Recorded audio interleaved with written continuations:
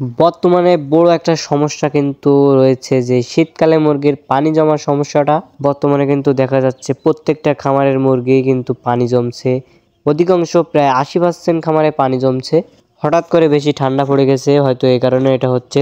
তো আজকে চলে আসলাম আরও একটি নতুন ভিডিওতে শীতকালে ব্রয়লার মুরগির পানি জমা রোগ নিয়ে। তো আজকাল এটা খুবই বেশি দেখা যাচ্ছে এখন শীতের শুরুর সময়।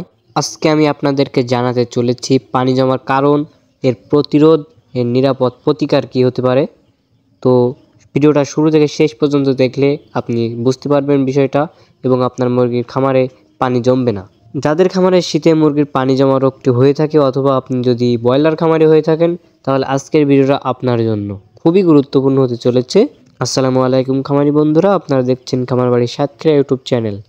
খামারি ভাই এবং বোনেরা, আমি বিষয়গুলো কয়েকটা পয়েন্টে ভাগ করেছি। তো প্রথমে জানাতে চাচ্ছি যে পানি জমার মূল যে কারণ, সেই কারণটা। খামারি বন্ধুরা, আমাদের সবার মনে একটা প্রশ্ন থাকে যে গরমকালে এরকম তো পানি জমে না সচরাচর মুরগিতে, কিন্তু শীতকাল আসলে কোথা থেকে যেন মুরগির শরীরে পানি চলে আসে আপন ইচ্ছায়। তো খামারি বন্ধুরা, এটা হয়ে থাকে শীতের কারণে। তো ঠান্ডার কারণে মুরগি অক্সিজেন নিতে সমস্যা হয়, এর কারণে মুরগির শরীরে চাপ পড়ে, তারপরে আপনার এই পানি জমা রোগটি শুরু হয় মুরগির। এটা হয় অতিরিক্ত ঠান্ডার কারণে, যখন মুরগির শ্বাস নিতে সমস্যা হয় তখন শ্বাস নেওয়াতে সমস্যার কারণে মুরগির শ্বাসকষ্টজনিত রোগ দেখা দেয়, তারপরে আপনার এই পানি জমা রোগটা হয়। তা শ্বাসকষ্টজনিত রোগ হলে সচরাচর বোঝা যায় না, এজন্য সরাসরি পানি জমে যায় মুরগিতে।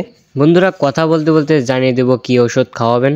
তাহলে বন্ধুরা, তো দ্বিতীয় যে পয়েন্টটি রেখেছি, বাতাস বের হতে পারে না এমন খামারে কিন্তু সচরাচর দেখা যায় এরকম মুরগির পানি জমা রোগটা বেশি হয়। সঠিক অক্সিজেন সরবরাহ না থাকায় খামারে এই মুরগি সঠিক অক্সিজেন নিতে পারে না, খামারে গ্যাস হয়ে যায়, তারপরে আপনার এই শ্বাসের সমস্যাটা হয়, শ্বাসকষ্টের সমস্যা, তারপরে আপনার এই পানি জমা রোগটি হয়। তো খামারি বন্ধুরা, এবার যে পয়েন্টটা জানিয়ে দিতে চাচ্ছি, অতিরিক্ত খাবার বা দ্রুত গ্রোথের চেষ্টা। আপনি যদি বিভিন্ন ভিটামিন মাত্রায় বেশি মাত্রায় দিয়ে ফেলেন, মাত্রা অতিক্রম করে যদি ভিটামিন দিয়ে ফেলেন অধিক ওজনের আশায়, তখন কিন্তু আপনার মুরগির এই পানি জমা সমস্যাটা হতে পারে। মুরগির শরীরে চাপ পড়ে, এই কারণে তখন এই পানি জমা সমস্যাটা হয়। খামারি বন্ধুরা, চতুর্থ নম্বরে যে পয়েন্টটি রেখেছি, বেশি ভিড়। এটা আমরা সবাই জানি। মনে করেন যে আপনার খামারে 1000 মুরগি ধরে, আপনি শীতকাল বলে 1200 মুরগি তুলছেন, এটা কখনোই করবেন না খামারি বন্ধুরা। এটা আপনাদের কাছে আমার রিকোয়েস্ট। আপনি খুবই ভালোভাবে জানেন যে আপনার খামারে 1000 মুরগি ধরে, তো সেখানে আপনি 1200 তুলছেন, যেহেতু শীতকাল, শীতে মুরগি স্টক করবে না, এই কারণে আপনি তুলছেন। কিন্তু স্টকের বাইরে যে অন্য অন্য বড় বড় সমস্যাগুলো হতে পারে এটা কিন্তু আপনার ধারণা নেই। সুতরাং সবসময় চেষ্টা করবেন সঠিক মাপে এই বাচ্চাগুলো তোলার, বেশি কেউ তুলতে যাবেন না। খামারি বন্ধুরা, এই ছিল পানি জমার কারণগুলো। তো চলুন এবার প্রতিরোধে যাই। তো প্রথমে যে পয়েন্টটি রেখেছি, শেড গরম রাখা। বন্ধুরা, শীতকালে আমরা পর্দা ব্যবস্থাপনাটা কিন্তু ঠিকভাবে রাখতে পারি না। খামার জগতে একটি সবচেয়ে গুরুত্বপূর্ণ বিষয় আছে, সেটা হচ্ছে পর্দা ব্যবস্থা। পর্দা ম্যানেজমেন্টটা ঠিকভাবে করতে পারলে কিন্তু মুরগি অনেকটা সুস্থ থাকে। আমরা অনেকেও হয়তো জানি না পর্দা ব্যবস্থাপনাটা কেমনভাবে রাখতে হয় শীতে। তো খামারি বন্ধুরা, আমরা আজকের ভিডিওটিতে পর্দা বিষয়ে কোনো কথা বলতে চাচ্ছি না, কারণ ভিডিওটি লং হয়ে যাবে। আমরা পরবর্তী ভিডিওতে পর্দা ব্যবস্থাপনা A to Z আপনাদের জানিয়ে দেওয়ার চেষ্টা করব। তো অবশ্যই চেষ্টা করবেন ভালোভাবে পর্দা ম্যানেজমেন্ট করার। বন্ধুরা, আমরা সবসময় পর্দায় ব্যবহার করে থাকি যে আপনার এই যে ফিডের বস্তা আছে, তারপরে পলিথিন, এই সমস্তগুলো। তো খামারের চরম শত্রু এইগুলা, আপনারা কখনোই এইটা দিয়ে পর্দা করবেন না।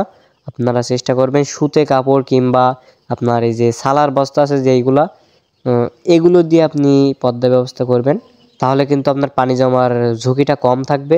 তো সবসময় চেষ্টা করবেন সুতে কাপড় কিংবা সালার বস্তা, এই সমস্ত জিনিস যেগুলো দিয়ে আপনার খামারের ভিতরে অক্সিজেন প্রবেশ করতে পারে, একদম বদ্ধ নয় এমন এমন পর্দা রাখবেন। খামারি বন্ধুরা, এখন কিন্তু খুব একটা বেশি শীত পড়েনি, তবে আরও সামনে বেশি শীত পড়ার সম্ভাবনা রয়েছে। তো এই শীতে আপনি আপনার টিউবওয়েল থেকে মুরগির পানি তুলে দিচ্ছেন, পানিটা ঠান্ডা, এই ঠান্ডার কারণে কিন্তু মুরগির সমস্যা হতে পারে। তো আপনারা সবসময় শীতকালের জন্য চেষ্টা করবেন একটু কষ্ট হলেও পরিষ্কার এবং হালকা গরম পানি দেওয়ার চেষ্টা করবেন।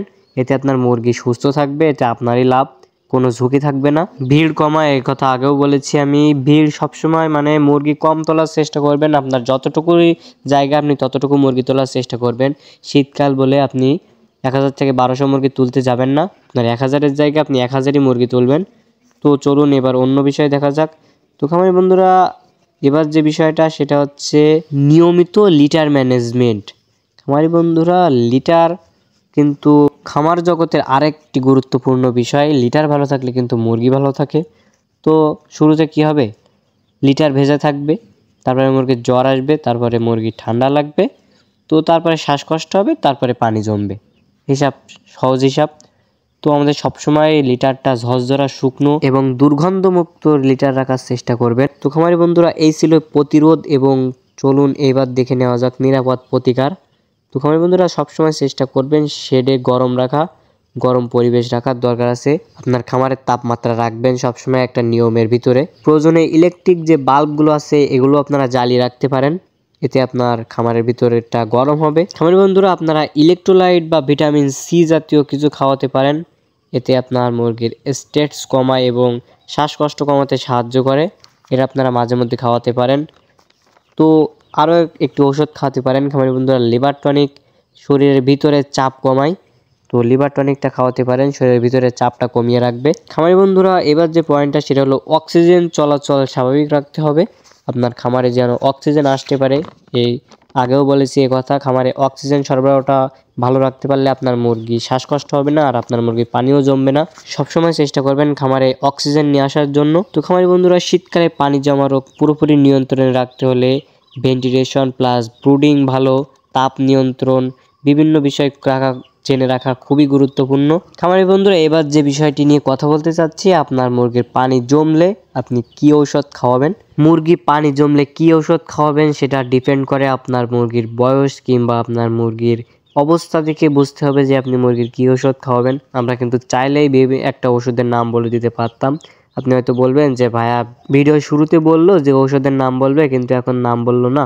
তো এর একটা কারণ আছে। মনে করেন যে আপনার মুরগি পানি জমেছে অল্প কিন্তু ডোজটা হয়ে গেল বেশি, তো এই কারণেই যে আমি ওষুধের নামটা বলছি না। আপনারা ওষুধের ভুল ব্যবহার করে ফেললে এতে আরও সমস্যা বাড়বে, এতে কোনো ভালো সমাধান আসবে না। সুতরাং আমি মনে করছি যে ওষুধের নামটা না বলাই ভালো, কারণ আপনি কিন্তু বুঝতে পারবেন না যে আপনার খামারে কি সমস্যা হয়েছে সবসময়।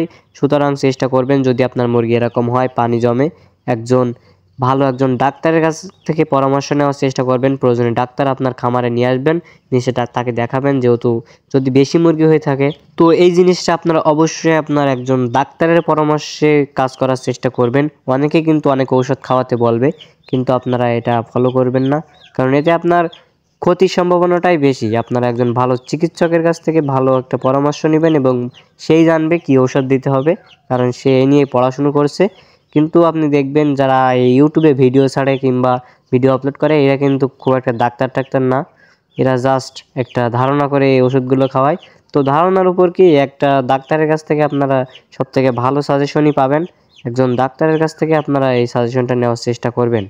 তো খামারি বন্ধুরা, পোল্ট্রি বিষয়ে ভিডিও পেতে আমাদের চ্যানেলটি সাবস্ক্রাইব করে পাশে থাকুন। তো আজকের মতো এখানেই বিদায় নিচ্ছি। সবাই ভালো থাকবেন, সুস্থ থাকবেন। আল্লাহ হাফেজ।